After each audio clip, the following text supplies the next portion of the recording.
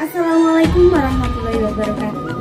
Saya Cindy Doriska, CGP Angkatan 4 Kabupaten Kediri dari SMPN Negeri 1 Mojo Kabupaten Kediri.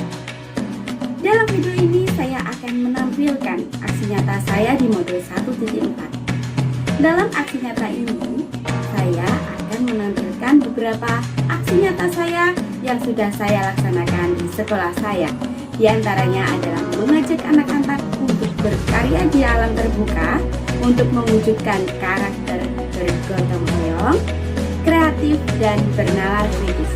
Selain itu, saya juga mengajak siswa saya untuk membentuk suatu keyakinan kelas, serta saya mendiseminasikan materi guru penggerak ke teman komunitas saya. Disiplin positif memang sangat penting untuk kita budayakan, sehingga kita harus memulainya dari diri sendiri. Berikut ini adalah aksi nyata saya. Selamat menyaksikan. Disiplin positif harus dimulai dari diri sendiri. Sebelum menularkan ilmu kita tentang disiplin positif, kita harus menerapkan disiplin positif itu sendiri dalam diri kita. Pentingnya disiplin positif ini adalah untuk menentukan kualitas diri kita di hadapan orang lain. Pembiasaan kecil harus benar-benar diterapkan dalam diri, baik dengan lingkungan kita maupun orang-orang terdekat kita, di keluarga maupun di sekolah.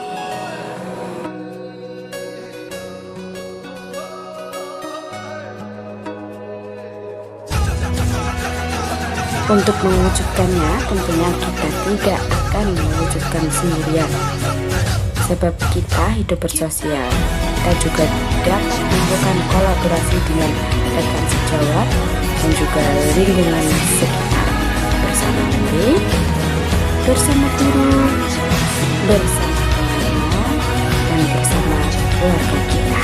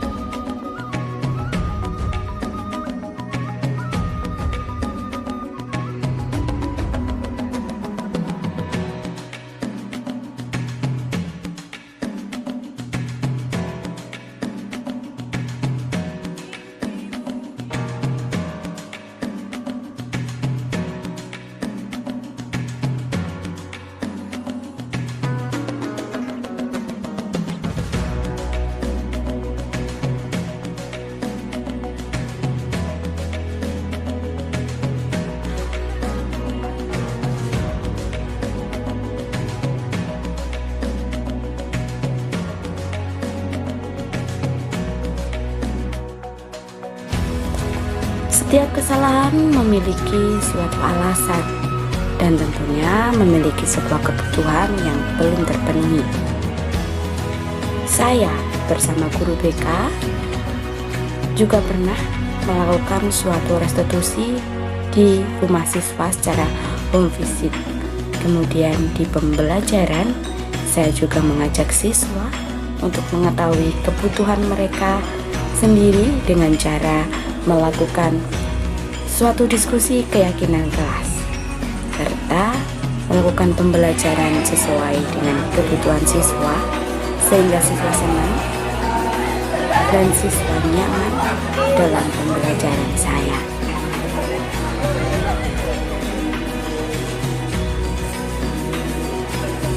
Anak memiliki dua kodrat, yaitu kodrat alam dan kodrat zaman, yang harus kita sesuaikan dengan cara mengajar kita, agar kita mampu untuk mengetahui kebutuhan anak, dan juga anak akan siap menjadi profil pelajar Pancasila itu sendiri.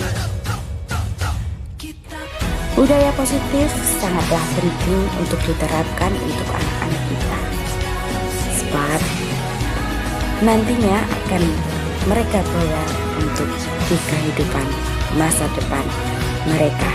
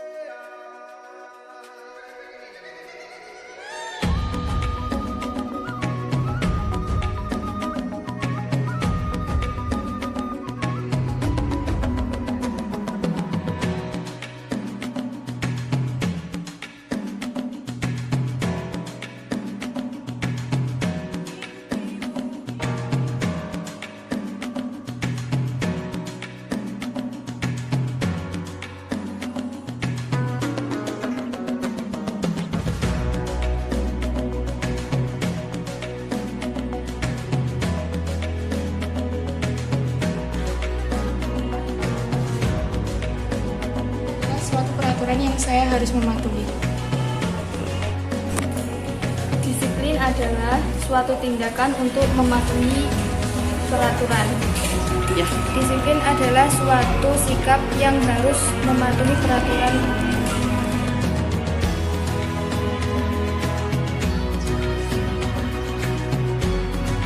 Disiplin adalah kebiasaan baik yang saya harus membiasakan dan membudayakan itu demi masa depan saya. Ternyata disiplin itu adalah suatu pembiasaan yang baik yang harus saya budayakan untuk masa depan saya. Dan suatu sikap baik yang harus dibudayakan.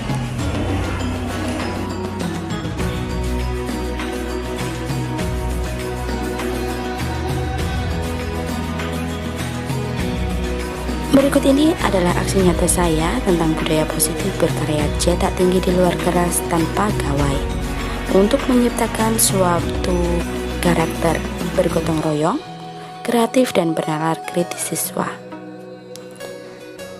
Dalam kegiatan ini saya mengajak beberapa rekan guru untuk dapat mendampingi siswa di luar kelas untuk mengarahkan siswa agar siswa mampu menumbuhkan karakter yang diinginkan.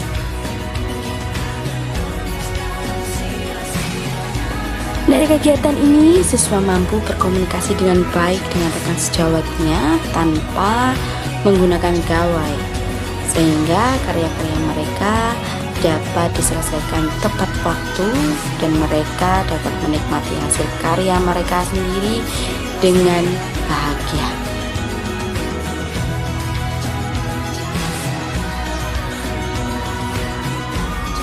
Dampaknya, anak menjadi lebih pede dalam menunjukkan karyanya, dan anak dapat mengapresiasi karya temannya, sehingga karakter bernalar kritis mereka dapat terbentuk secara alami.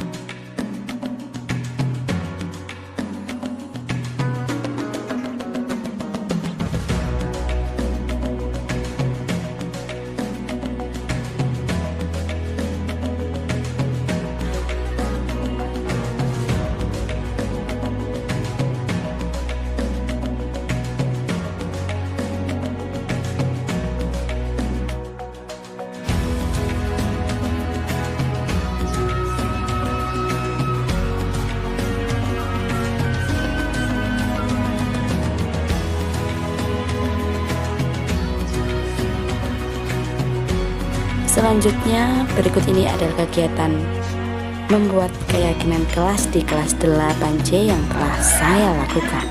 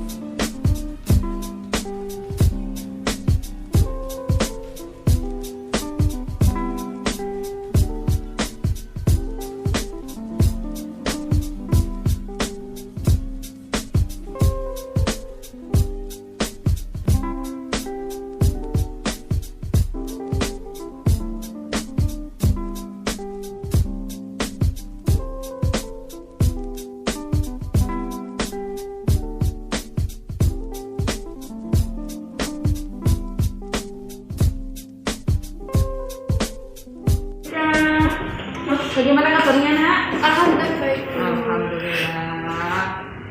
Kamu tahu kenapa saya panggil ke sini?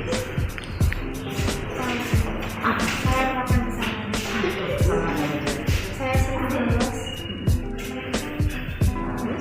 Dan saya juga sering melakukan kesalahan.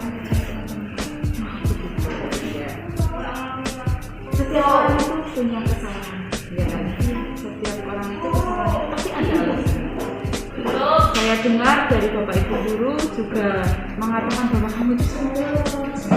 Sekarang saya tanya, kenapa toh Deja ini kok sering banget bolos itu kenapa? Ada apa? Saya itu sejujurnya tertekan sama lingkungan sekolahan, sama teman-teman saya, dan juga sama ucapan guru yang membuat sakit hati. Alasan guru itu pasti ada. Kira-kira menurutmu mengapa kok guru tersebut itu mengucapkan hal seperti itu ke kamu? Karena dulu saya sering tidak mengerjakan Tapi ada hal yang harus kamu kerjakan, kamu tidak kerjakan. Ya, seperti itu namanya. Sadar ya? sadar. Sekarang kalau guru melakukan hal semacam itu, kamu bersedia nggak memaafkan? Bersedia, karena setiap orang ketika memiliki kesalahan itu bisa memaafkan. Begitupun kamu, ya, menyadari kesalahan. Saya menyadari. Untuk memperbaiki itu, apa yang harus kamu lakukan kalau seperti ini? Saya akan selalu masuk sekolah, tidak sering bolos lagi. Karena saya pasti bisa memaafkan perkataan guru itu, dan pasti bisa memperbaiki diri. Yakin kamu bisa memperbaiki diri? Yakin. Kalau yakin, konsekuensi apa yang nanti akan kamu dapatkan ketika kamu melakukan hal lagi? Kira-kira apa? Tapi insya Allah saya tidak akan melakukan hal itu lagi. Yakin ya? Ya. Berarti kamu harus siap menerima konsekuensi dari guru. Apabila kamu nanti melakukan kesalahan lagi, kamu harus siap menerima seperti tugas-tugas baru dari guru. Siap ya. Tapi kamu yakin tidak akan mengulanginya lagi? Yakin, karena orang yang berani melakukan kesalahan harus berani bertanggung jawab. Bagus sekali. Oke Deja, sekarang kamu sudah tahu, sekarang kamu sudah tenang kan? Bisa kembali ke teman-teman kamu untuk dapat mengikuti kegiatan belajar. Ya, tetap semangat ya Deja. Terima kasih.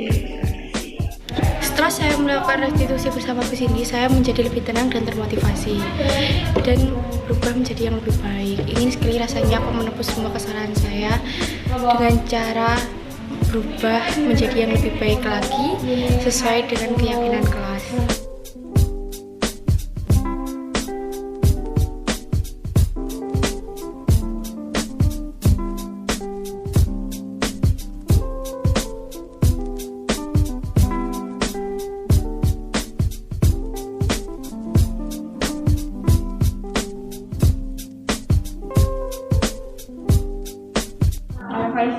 Faisal tahu kenapa kok dipanggil ke sini? Apa? Saya melakukan kesalahan, tidak mengerjakan tugas sekolah. Tidak mengerjakan ya. Setiap perbuatan itu pasti ada alasannya. Saya tahu. Kamu tidak mengerjakan tugas itu pasti ada alasannya. Saya pun juga pernah melakukan kesalahan yang sama dan punya alasan tertentu kenapa saya melakukan itu. Lalu saya ingin tahu alasanmu kenapa kok kamu tidak mengerjakan tugas-tugas yang tidak aktif di kelas. Saya juga ingin mengerjakan tugas-tugas, ingin aktif dalam pembelajaran. Cuma saya terhalang ya gara-gara sinyal, jadi susah buat setting buat buka classroom.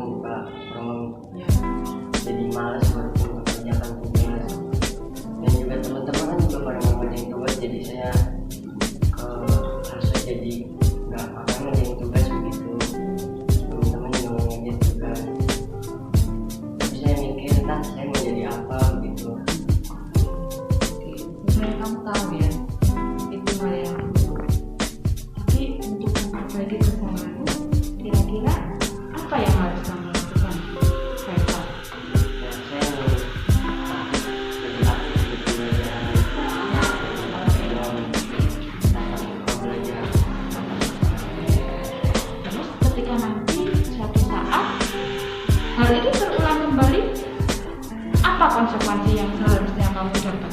Kalau enggak, kalau kembali ya saya tanggung jawab harus kayak gimana. Jadi menerima konsekuensi dari guru. Kalau disuruh mengerjakan sesuatu, berarti kamu mau ya. Insya Allah enggak. Iya. Yakin ya kamu bisa memperbaiki ini menjadi lebih baik lagi, saya. Terima kasih Faisal ya. Semoga kamu bisa berkembang.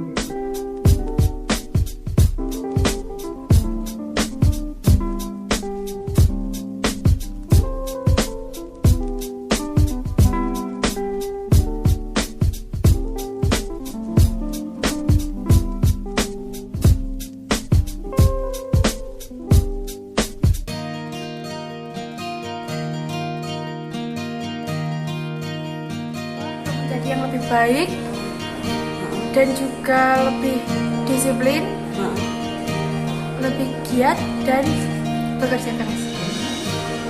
Dan saya ingin menjadi pribadi yang lebih baik, peduli terhadap lingkungan dan bermanfaat bagi orang lain. Ingin menjadi manusia yang disiplin, bertanggung jawab dan peduli terhadap sesama. Oke, terima kasih.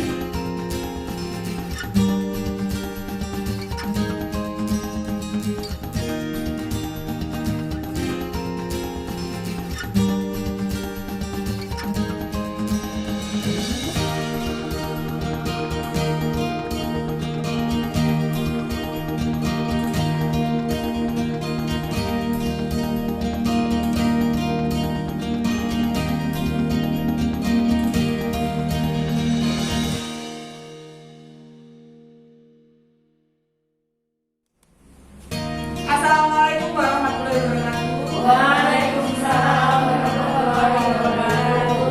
Baik Bapak Ibu semua, hari ini saya akan menginformasikan aksi nyata saya di modul 1.4 tentang penerapan budaya positif. Sebelumnya akan saya jelaskan tentang apa saja yang ada dalam materi guru penggerak yang sudah saya jalani selama 3 bulan ini. Berikut ini video ini ada beberapa beberapa bahasan. Yang pertama di modul 1 ada pendidikan terakhir, kemudian di titik 1.2 ada penerapan dan nilai peran dan guru nilai guru penggerak, kemudian 1.3 visi guru penggerak, dan yang terakhir ada budaya positif. Posisi kita nanti ada di budaya positif ya, baik semua. Nah, ini relevansi dari antar materi, yaitu yang pertama, setiap anak itu menurut KHB, setiap anak itu memiliki kodrat alam dan kodrat zaman untuk dapat dituntun untuk menjadi budi pekerti yang baik. Nah, dari materi 1.2, guru itu berperan sebagai pembimbing, pamong, bukan lagi sebagai pembuat pemikirannya anak itu menjadi tertekan, tapi kita sebagai pamong belajarnya itu juga harus mengerti keadaan siswa itu sendiri. Kemudian tentang budaya positif. Nah, di sini nanti akan saya jelaskan bagaimana budaya positif yang sudah saya jalankan di sini di SMP Negeri 1 Mojo. Nah, di pembentukan visi guru penggerak kita punya yang namanya inquiry apresiatif yang dasarnya dari Bakti, yaitu buat pertanyaan, atur pelajaran dari mimpi, jaga rencana, dan atur eksekusi untuk menumbuhkan budaya positif itu sendiri. Nah, dalam pembahasan ini nanti akan saya jelaskan juga tentang keyakinan kelas, restitusi, dan posisi kontrolitas sebagai guru. Jadi akan saya jelaskan bagaimana nanti prosesnya, proses pembentukan karakter siswa agar siswa tersebut dapat mengetahui bagaimana cara mereka belajar dalam kelas. Next slide langsung. Okay. Nah, dalam pendidikan guru penggerak, saya dan teman-teman menerapkan belajar ini yaitu merdeka belajar, yaitu yang pertama mulai dari diri, eksplorasi konsep, ruang kolaborasi, refleksi terbimbing, demonstrasi kontekstual, elaborasi pemahaman, koneksi antar materi dan aksi nyata. Selanjutnya, nah materi modul 1 ini tadi sudah saya jelaskan ya, ada filosofi pemikiran HB, peran dan nilai guru penggerak, isi guru penggerak, dan juga budaya positif. Nah, kita akan membahas bagaimana budaya positif itu atau ekosistem positif itu yang dimaksud dalam KHD ini. Jadi, budaya positif itu menuntut segala kodrat yang ada pada anak agar mereka dapat mencapai keselamatan dan kebahagiaan yang setinggi-tingginya, baik sebagai manusia maupun anggota masyarakat. Jadi anak-anak harus siap untuk terjun ke masyarakat, dia mempunyai karakter yang siap berkolaborasi dengan masyarakat. Ki Hajar Dewantara di sini mengibaratkan bahwa anak atau peserta didik kita itu sebagai suatu bibit tanaman yang harus kita tumbuhkan sesuai dengan karakternya. Bibit terang maka harus kita tanam dan kita rawat sesuai dengan kebutuhan terang itu sendiri. Kemudian next saja.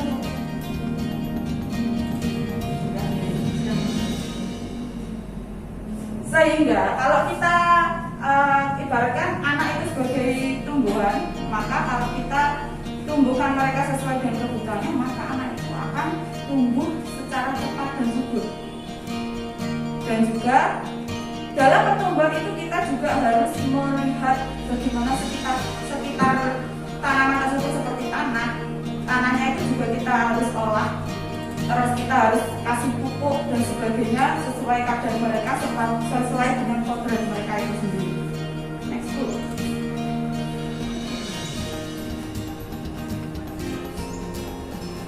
Nah ini ketika anak sudah mulai tahu atau paham mereka belajar di sekolah itu apa, bagaimana kita mengontrol mereka, yaitu dengan cara merubah paradigma kita stimulus respon menjadi teori kontrol, yaitu tujuannya yaitu untuk membangun budaya positif. Sekolah perlu menyediakan lingkungan yang positif juga. Lingkungan positif ini berkaitan tentang tata tertib sekolah, tata tertib di kelas. Semua itu harus dilaksanakan oleh siswa. Bagaimana cara kita agar siswa tersebut dapat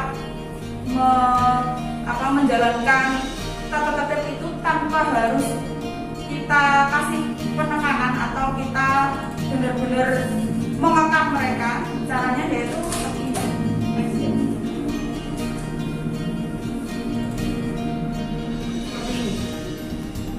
Sebelum kita membuat anak sadar, kita perlu menyadari bahwa ilusi kontrol ini kita sebelumnya pasti berpikir seperti ini. Ilusi bahwa guru dapat mengontrol murid, ilusi bahwa kritik dan membuat orang merasa bersalah dapat menguatkan karakter, ilusi bahwa semua komentar positif efektif dan bermanfaat, ilusi bahwa orang dewasa memiliki hak memaksa. Nah, ini adalah pemikiran kita sebelum kita belajar tentang paradigma kontrol. Tentunya kita harus merubah mindset kita dari sini menjadi seperti ini. Dari kita mencoba, contohnya seperti ini, kita mencoba mengubah orang agar berpandangan sama dengan kita, dengan mengubah kita berusaha memahami pandangan orang lain tentang kita. Jadi anak-anak harus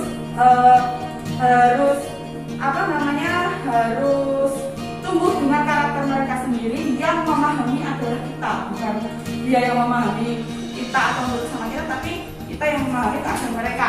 Selanjutnya yaitu perilaku buruk dilihat sebagai suatu kesalahan. Semua perilaku memiliki tujuan yaitu memenuhi kebutuhan dasar. Nah, anak-anak tentunya memiliki sebuah kebutuhan dasar sendiri, maka dari itu kita harus tahu kebutuhan dasar apa yang harus dipenuhi oleh kita untuk anak tersebut. Orang lain bisa mengontrol saya, hanya Anda yang bisa mengontrol diri saya.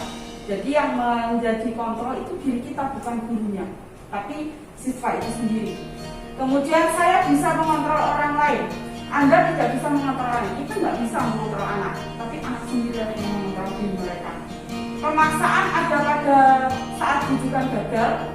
Kolaborasi dan konsensus menciptakan dengan pilihan baru. Jadi ajak anak untuk berkolaborasi dengan teman-teman sekelasnya untuk menumbuhkan satu keyakinan kelas. Kemudian yang terakhir, model berpikir menang atau kalah. Model berpikir menang dan menang. Tidak ada yang namanya kalah, menang. Menuntut murid untuk memiliki motivasi perilaku untuk pemenuhan diri pribadi. Nah, ini adalah unsur yang dimiliki seseorang, yaitu ketika anak melakukan pelanggaran itu pasti punya faktor ya. Di antaranya yaitu ekstrinsik, yaitu menghindari rasa sakit. Ekstrinsipnya mengharapkan penghargaan orang lain, ini dari contoh ya. Intrinsik pemenuhan diri pribadi. Jadi anak itu ketika melakukan kesalahan itu pasti punya alasan tertentu. Nah, inilah kebutuhan dasar yang perlu kita pahami agar murid kita mengetahui cara menuntun mereka. Jadi ada survival, love, power, fun, freedom. Semua perilaku ini memiliki tujuan tersendiri. Contoh, yang survival, bertahan hidup. Mereka ketika ada masalah pasti ada alasan. Kenapa tuh anak ini kok bertengkar dengan temannya? Alasannya apa? Pasti alasannya ada. Oh, tadi saya itu diserang sama dia. Benda milik saya direbut oleh dia. Maka sebagai guru kita nggak boleh menyalahkan A atau B, tapi kita berada di tengah, harus memahami situasi tersebut. Cinta kasih dan diterima dalam masyarakat ini biasanya mereka merasa bahwa mereka itu butuh perhatian orang lain. Jadinya ketika dia merasa di kelas membutuhkan perhatian, maka pasti dia membutuhkan cinta dan kasih sayang. Begitu pula selanjutnya yaitu kesenangan. Ketika anak bosan di kelas, ya pasti Bapak Ibu pernah mengalami ya, anak itu bosan di kelas ketika pembelajaran kita, bahkan ada yang tertidur, pasti mereka itu punya kebutuhan yang belum terpenuhi. Kesenangan contohnya, dia butuh hiburan. Terus kemudian kebebasan ini menyangkut tentang kemerdekaan, mobilitas, pilihan, dan kreativitas. Jadi ketika dikasih tugas mereka itu jawabnya asal-asalan seperti apa, pasti ada kebutuhan kebebasan yang belum terpenuhi. Kemudian penguasaan.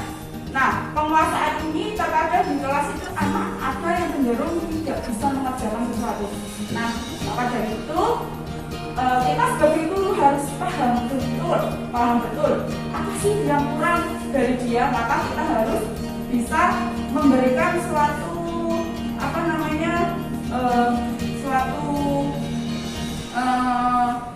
pemecahan tersendiri dalam masalah anak tersebut untuk memenuhi kebutuhan yang belum terpenuhi tersebut. Nah, 5 posisi kontrol yang kita miliki sebagai guru itu seperti ini. Ada penghukum, pembuat merasa bersalah, teman, pemantau, dan manajer. Kita sebagai guru tentunya pernah mengalami 5 posisi kontrol tersebut. Namun dari 5 ini ada satu posisi yang harusnya kita miliki sebagai guru, yaitu posisi manajer. Mengapa manajer?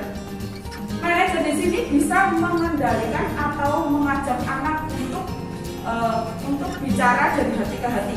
Jadi tidak serta-merta menghukum, kamu salah, kamu benar, harus tidak. Kita sebagai manajer harus bisa mengajak anak untuk mengevaluasi diri dia. Ya, restitution self discipline. Nah, di sini ada kalimat dari Dianeka Sambhosen, yaitu sebuah pendekatan untuk disiplin diri yang sistematis dan kreatif yang memampukan anak untuk memperkuat diri mereka dengan cara memperbaiki kesalahan mereka dan memberi kesempatan kepada mereka untuk hidup menjadi orang yang mereka banggakan daripada perilaku untuk menyenangkan orang lain atau menjadi kenyamanan. Dari kalimat inilah, dari kesalahan anak, kita harus mampu mengambil suatu pelajaran untuk anak itu sendiri. Mereka mengambil pelajaran dari kesalahan mereka dan memperbaiki diri mereka dari kesalahan itu, dari benar-benar dasar dari hati mereka. Nah, ini untuk membentuk ini maka dia perlu guru yang posisi kontrolnya yaitu sebagai manajer. Nah, ini pertanyaan-pertanyaan yang bisa kita lontarkan ke anak agar anak itu sadar bahwa mereka itu bisa dan mau memperbaiki kesalahan tersebut. Next. Nah, dari posisi kontrol kita menuju ke restitusi. Apa sih restitusi itu? Restitusi itu adalah suatu cara kita, pendekatan kita kepada anak agar anak tersebut sadar dan mau memperbaiki diri mereka. Yaitu ada 9 ciri-cirinya, yaitu bukan untuk menebus kesalahan, namun untuk belajar dari kesalahan, memperbaiki hubungan, ada tawaran dan bukan paksaan. Restitusi menuntut untuk melihat ke dalam diri anak. Restitusi mencari kebutuhan dasar yang mendasari tindakan yang salah tersebut. Kemudian restitusi diri adalah cara yang paling baik untuk memperbaiki diri. Restitusi fokus pada karakter bukan tindakan. Restitusi fokus pada solusi. Kemudian restitusi mengembalikan murid yang berbuat salah kepada kelompoknya. Jadi anak itu sudah kembali ke kelompoknya dengan rasa pede. Oh, saya harus bisa lebih baik lagi, bukan rasa bersalah tapi rasa pede untuk memperbaiki diri. Next. Penerapan restitusi yaitu ada keyakinan kelas. Keyakinan kelas ini bertujuan agar menjaga murid senantiasa berperilaku sesuai dengan yang diharapkan. Jadi sebelum anak melakukan kesalahan, kita harus meyakinkan dulu dalam kelas mereka, membentuk suatu keyakinan kelas yang di dalamnya mengandung nilai-nilai kebajikan tersendiri. Yang kedua segitiga restitusi, yang ketiga intervensi 30 titik dilakukan jika ada perilaku yang tidak sesuai dengan keyakinan kelas dan belum mempunyai waktu yang banyak untuk melakukan intervensi yang lebih jauh. Next. Nah, berikut ini adalah segitiga restitusi yang perlu kita lakukan ketika anak melakukan kesalahan, yaitu yang pertama menstabilkan identitas. Jadi mungkin Bapak Ibu BK mungkin sering yang melakukan ini, mungkin setiap orang pasti melakukan kesalahan, kita dekati. Saya tahu kamu melakukan ini pasti ada alasannya. Semua orang pernah melakukan kesalahan, termasuk saya. Kamu bukan satu-satunya yang pernah melakukan itu. Intinya yakinkan dulu anak seperti itu. Kemudian validasi tindakan yang salah. Nah, contoh dari kalimat dari validasi ini yaitu kamu tentunya punya alasan mengapa melakukan itu. Alasannya itu. Adakah cara yang lebih efektif untuk mendapatkan apa yang kamu butuhkan? Dan yang terakhir yaitu menanyakan keyakinan. Nilai-nilai apa yang telah kita sepakati? Itu kita sadarkan anak untuk kembali mengingat keyakinan kelas yang sudah dibentuk. Yang terakhir, kamu ingin menjadi orang seperti apa? Terakhir kita tanya ke anak, kamu ingin menjadi apa sih? Intinya kita mengajak anak untuk dari hati agar anak itu sadar bahwa dia itu bisa menjadi lebih baik daripada yang sekarang. Next. Nah, ini ada beberapa contoh kalimat di sini ya.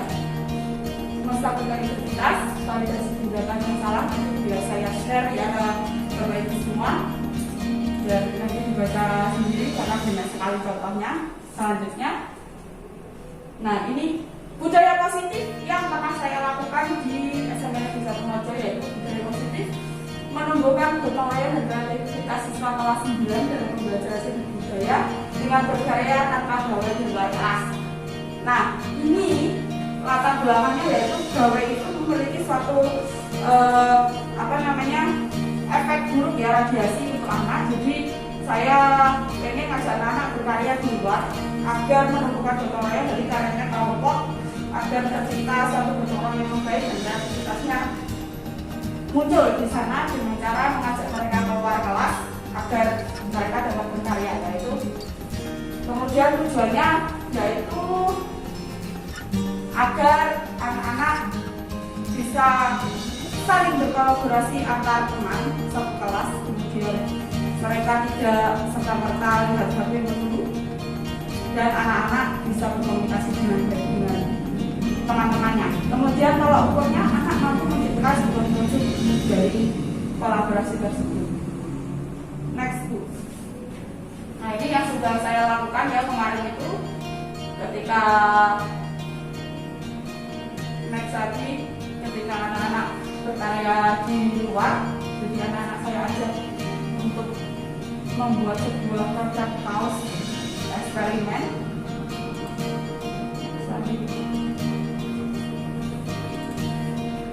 Nah dari sini mereka dapat berkomunikasi dengan teman-temannya dan juga saling membantu tentunya. Nah ini hasilnya.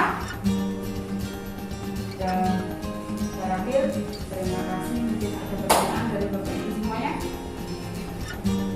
Silakan.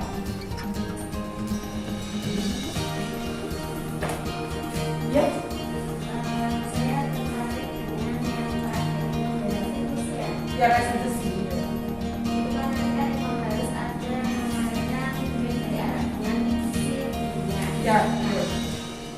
Itu nanti seandainya satu kelas kan di sini ada sekitar ya anggap saja untuk yang sekarang 50% juga ada 19. Ya. Ada sekitar mungkin separuh yang bisa kita ajak untuk restitusi tipis tadi. Kalau separuhnya mungkin memang anaknya kita mungkin tidak bakal lanjutkan dia. Itu nanti kira-kira kalau pengaruhnya nggak ya antara anak yang sudah bisa kita ajak seperti itu dengan anak yang sekiranya emang sudah diajak ke restitusi tadi. Nah, kira-kira kalau kita sudah melakukan restitusi dengan separuh 50%, insya Allah pengaruh budaya positif itu sudah merasuk ke anak yang 50% itu, mungkin di kelas mereka akan bercerita tentang bagaimana yang seharusnya terjadi, bagaimana yang harusnya dilakukan. Nah, materi modul pertama ini kan sudah saya jelaskan ya, ada biologi pemikiran tadi, peran dan nilai penggerak, dan juga budaya positif. Nah, kita akan membahas bagaimana budaya positif itu atau ekosistem positif itu yang dimaksud dalam KJI. Jadi,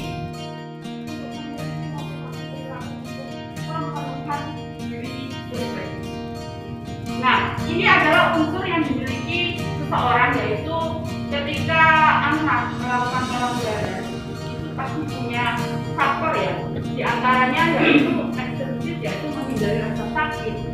Eksternalnya mengharapkan penghargaan orang lain, ini dari pemenuhan ketika melakukan kesalahan itu pasti punya alasan. Nah, inilah kebutuhan dasar yang perlu kita pahami agar kita mengetahui cara menuntun mereka.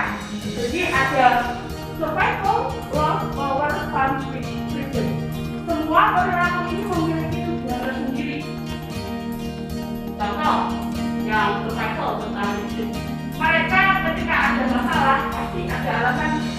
Kenapa kok anak ini kok bertengkar dengan temannya? Alasannya apa? Pasti alasannya ada. Oh tadi saya itu diserang sama dia. Benda milik saya direbut oleh dia. Maka sebagai guru kita nggak boleh menyalahkan atau biasa kita berada di tengah.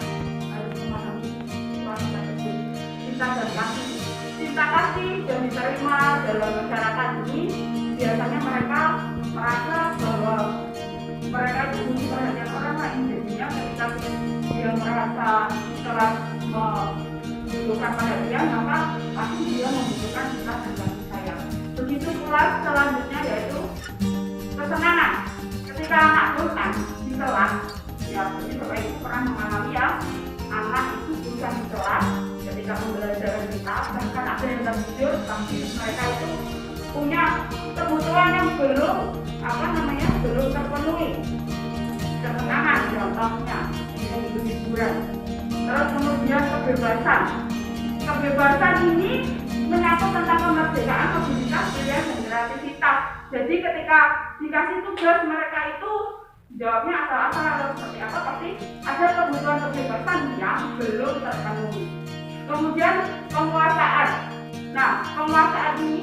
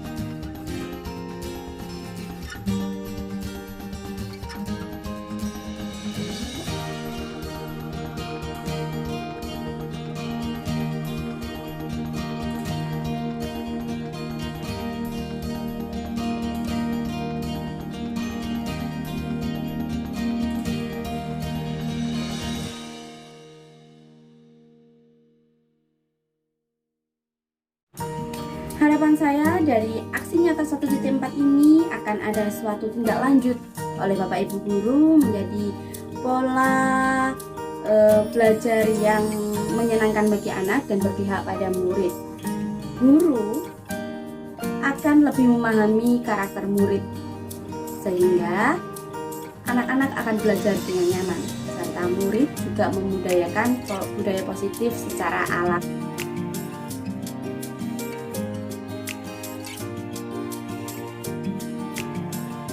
Assalamualaikum warahmatullahi wabarakatuh. Perkenalkan, saya Bening Kartika, guru mata pelajaran Bahasa Indonesia di SMP Negeri 1 Mojo. Di sini saya ingin menanggapi apa yang sudah disampaikan Bu Cindy mengenai materi budaya positif di lingkungan sekolah. Apa yang telah disampaikan Bu Cindy sangat menginspirasi kami dan sangat memberikan banyak pengetahuan baru bagi kami mengenai budaya positif di sekolah. Budaya positif di sekolah ini sendiri adalah nilai-nilai, tindakan, atau karya yang baik yang ada di lingkungan sekolah. Contoh kecil yang sudah kami terapkan di sekolah di SMP Negeri 1 Mojo adanya 5S, yaitu senyum, salam, sapa, sopan, dan santun. Di mana senyum merupakan tindakan kecil yang bisa dilakukan untuk mempererat hubungan antar warga sekolah di SMP Negeri 1 Mojo. Selain itu, masih banyak lagi budaya positif yang sudah kita lakukan di SMP Negeri 1 Mojo. Misalkan mengenai disiplin, tanggung jawab, kerjasama, saling menghormati, dan lain sebagainya. Membangun budaya positif di sekolah itu sebetulnya susah-susah gampang ya, karena ada pepatah mengatakan kita bisa karena kita terbiasa. Jadi harus ada pembiasaan yang dilakukan agar kita terbiasa sehingga tindakan positif ini menjadi sebuah budaya seperti itu. Budaya positif di lingkungan sekolah ini tentu sangat bermanfaat karena tidak hanya mencerdaskan siswa secara akademik tetapi juga menjadikan siswa memiliki moral dan memiliki sopan santun yang baik di lingkungan sekolah. Kemudian untuk membentuk budaya positif ini kita harus saling berkolaborasi antar warga sekolah, antara siswa, guru, karyawan, dan semua warga sekolah harus saling berkolaborasi agar budaya positif ini dapat terjalin dan dapat terlaksana dengan baik seperti itu. Karena budaya positif tidak bisa dilakukan secara perorangan, harus ada kolaborasi yang efisien antara satu dan yang lainnya. Oleh karena itu, dengan apa yang sudah disampaikan Bu Cindy, materi mengenai budaya. Assalamualaikum warahmatullahi wabarakatuh. Terima kasih atas kesempatannya. Saya di sini guru BK dari SMPN 1 Mojo akan memberikan sedikit mungkin kesan pesan saya untuk Bu Cindy yang kemarin telah memberikan kami informasi mengenai disiplin positif. Disiplin positif sendiri itu adalah sesuatu hal yang menurut kami itu sangat bagus jika diterapkan di SMP ini. Karena apa? Dengan disiplin positif maka anak akan lebih bisa bertanggung jawab atas dirinya sendiri tanpa harus kita ataupun orang tua itu memintanya. Itu akan bisa membuat efek ke teman-temannya itu bisa bagus, apalagi kalau 1, 2, 3 anak itu bisa mengajak ke teman-temannya sendiri untuk melaksanakan yang namanya disiplin positif.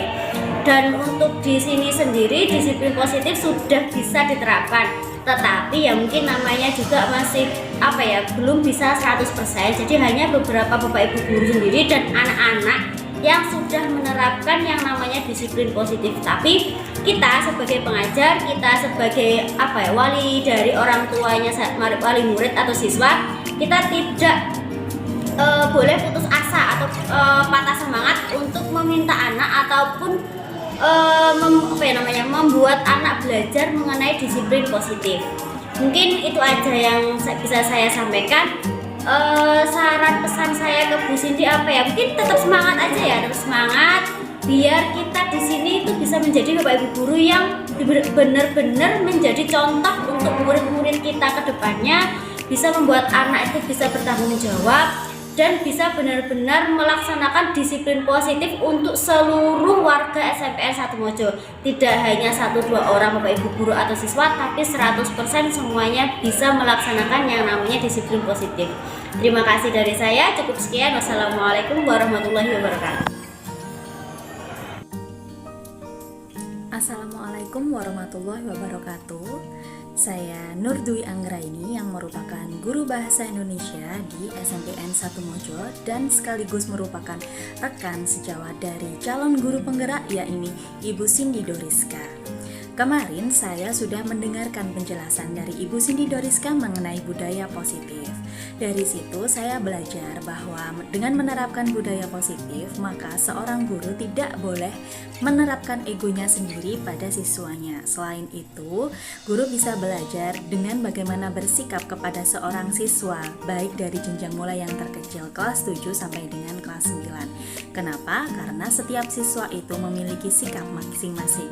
Sikap dan sifat mereka memang berbeda. Jadi kita juga harus menyesuaikan diri kita untuk bisa agar siswa-siswa itu bisa memahami diri sendiri, bisa memahami pembelajaran, dan juga agar kita sebagai guru tidak memaksakan ego sendiri pada siswa. Maka dari itu kita jadi bisa belajar positif dengan berpikiran bahwa diri kita positif juga siswa kita positif, seperti itu. Selain itu, dari penjelasan Bu Cindy kita jadi mengetahui bagaimana karakter-karakter masing-masing siswa agar kita bisa menyesuaikan pembelajaran berdasarkan karakter tersebut. Dengan demikian, kita selaku guru bisa tahu apa yang dibutuhkan oleh siswa dan juga apa yang diharapkan oleh siswa. Dengan demikian, guru juga banyak sekali belajar tentang keberadaan siswa itu sendiri dan cara siswa menyampaikan keinginannya, seperti itu. Terima kasih.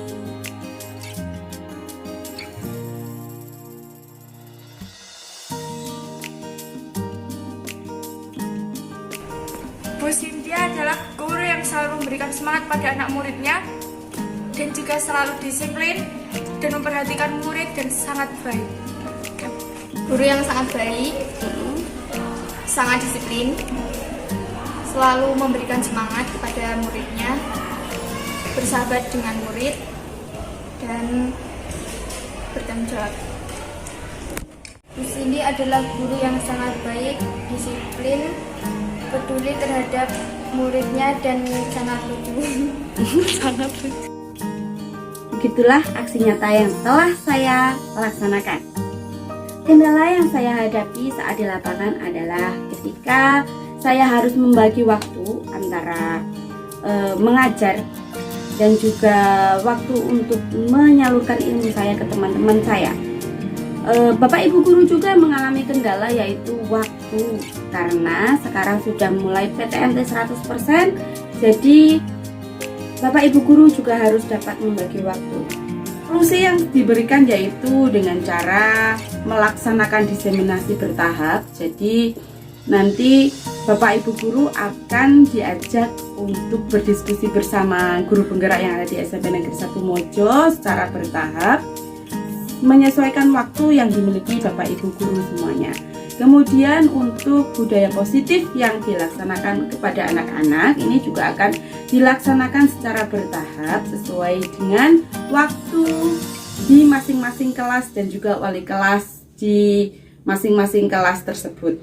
Jadi dalam budaya positif ini tentunya akan menjadi suatu tahapan yang berkelanjutan untuk dibudayakan di sekolah kami. Demikian aksi nyata saya. Sekian dari saya. Wassalamualaikum warahmatullahi wabarakatuh. Salam guru penggerak, salam merdeka belajar, dan salam bahagia. Terima kasih.